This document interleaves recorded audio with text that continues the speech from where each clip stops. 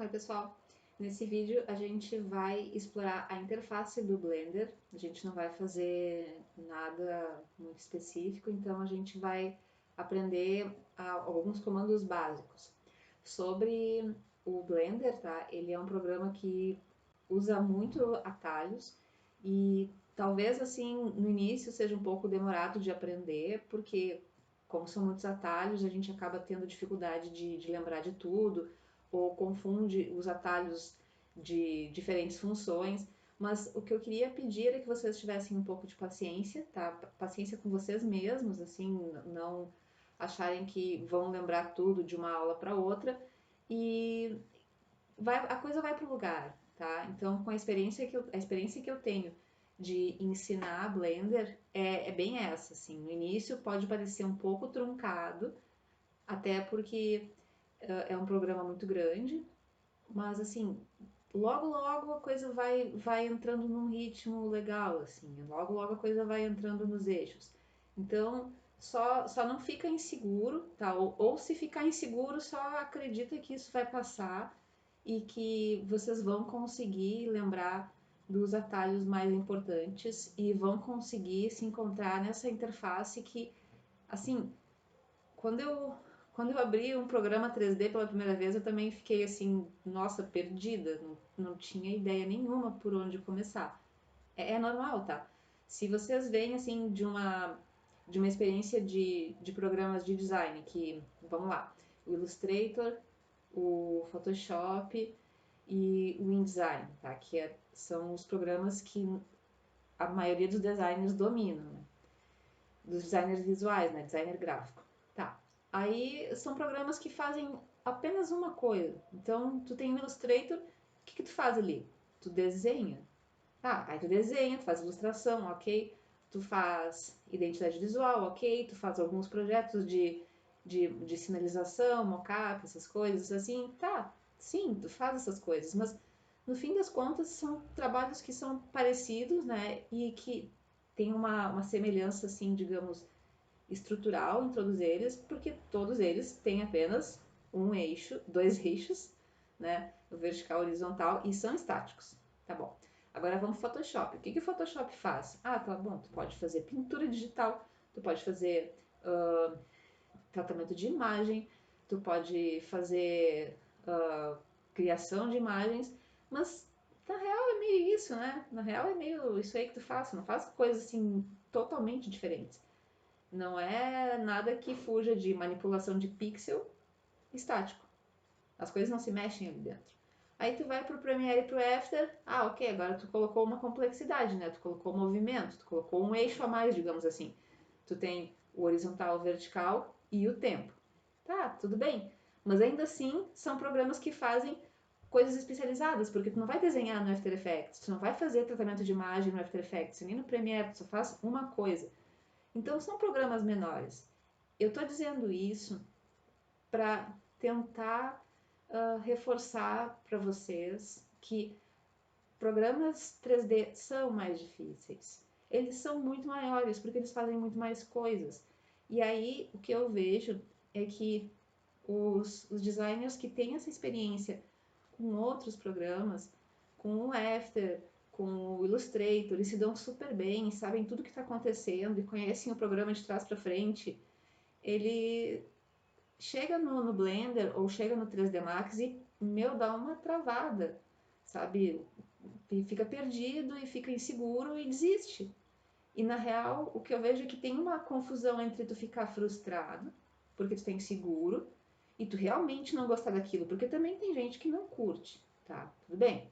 Tem nada de errado não curtir, mas tudo bem. Mas é que eu fico assim, pensando que, pá, não vamos desistir de um negócio que de repente tu vai ser bom naquilo, porque tu tá assim, nossa, que programa enorme, não sei o que eu tô fazendo. Então, vamos pensar o seguinte: o Blender, o Maya, o 3D Max são programas que fazem um monte de coisas.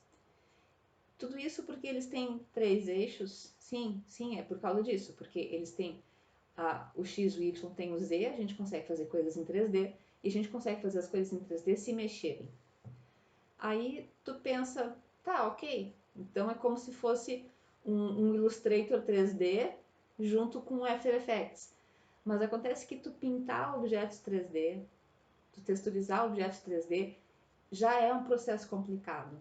Porque não é só tu fazer a pintura como se tu tivesse dois eixos. Tu tem que fazer um processo de mapeamento da imagem, que é 2D, que é um bitmap, é um JPG, um PNG, é um bitmap, num objeto que é 3D. Então aí tu já tem uma coisa aqui complicada. Só isso é um programa em si. Só isso é uma área do 3D em si. Aí tu tem a iluminação, que não existe no Illustrator, etc, etc.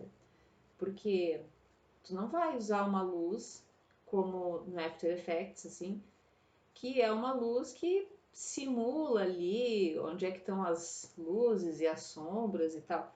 Não, tu usa luzes de verdade. Tu usa luz com propriedades físicas e a luz vai rebater nos objetos de acordo com as características dos materiais. Então, aquelas coisas que vocês estudam ou vão estudar em ciências dos materiais ou propriedades dos materiais, ou, enfim, essas disciplinas têm os nomes parecidos assim nos cursos de design, alguma coisa dos materiais. Então, elas são simuladas nos objetos 3D.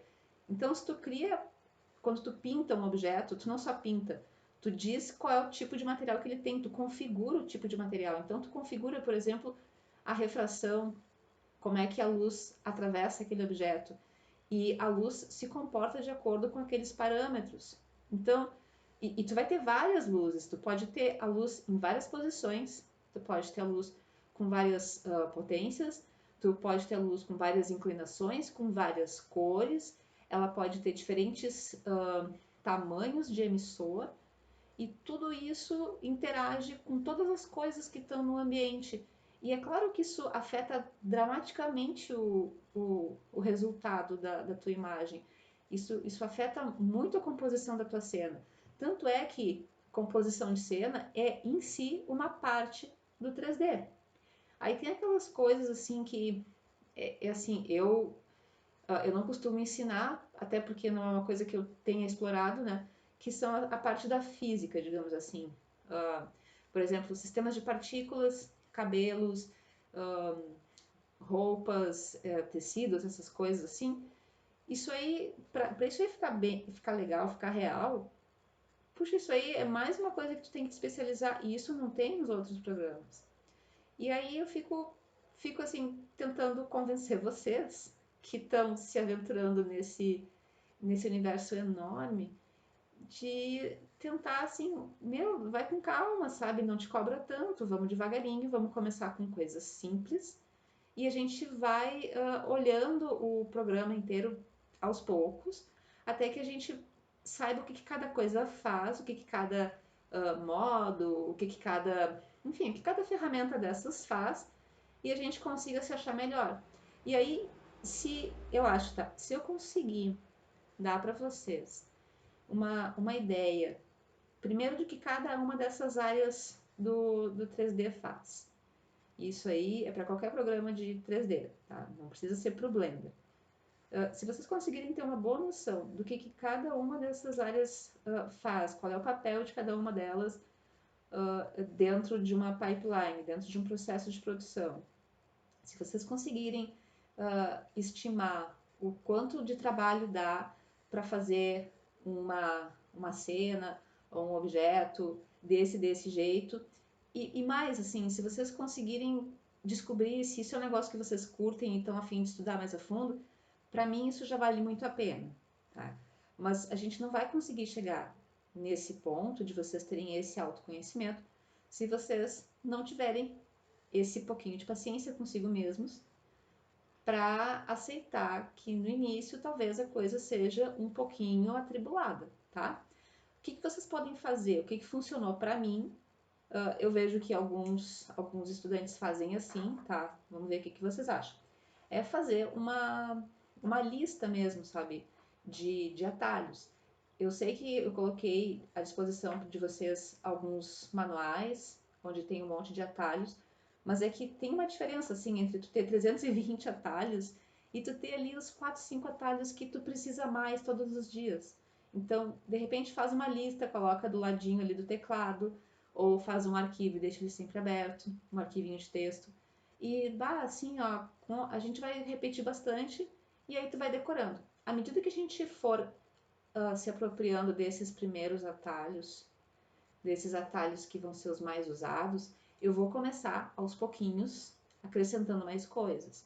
Então, esse vai ser o plano. A gente vai começar muito simples, mas vamos sempre tentar fazer alguma coisa. Vamos sempre tentar terminar com um render, uma coisa assim que a gente possa mostrar para nossa mãe, sabe, para nossos amigos. Tipo, olha só o que eu fiz. Então a gente vai ter essa sensação de que terminou alguma coisa, mas vai ser assim no início umas coisas assim bem palha, assim, umas coisas bem simples. Mas à medida que a gente for aprendendo mais coisas, a gente vai fazer uns negócios mais legais, mais complicadinhos, até que no final, eu espero, tá? Que vocês tenham condição de fazer um projeto com um pouco mais de liberdade. Mas mesmo assim, sabe, não é um projeto com liberdade total, porque a gente não vai ter tanto conhecimento assim a ponto de fazer um projeto com liberdade total. Mas enfim, vocês vão poder expressar um pouquinho mais a criatividade do que nos primeiros exercícios dessas aulas. Bom, eu acho que esse vídeo acabou ficando um pouco longo demais, tá? Tipo um vídeo, uma aula motivacional na frente de um cubo, mas agora sim, eu vou pausar esse vídeo, aí eu começo um outro onde a gente vai falar só de interface.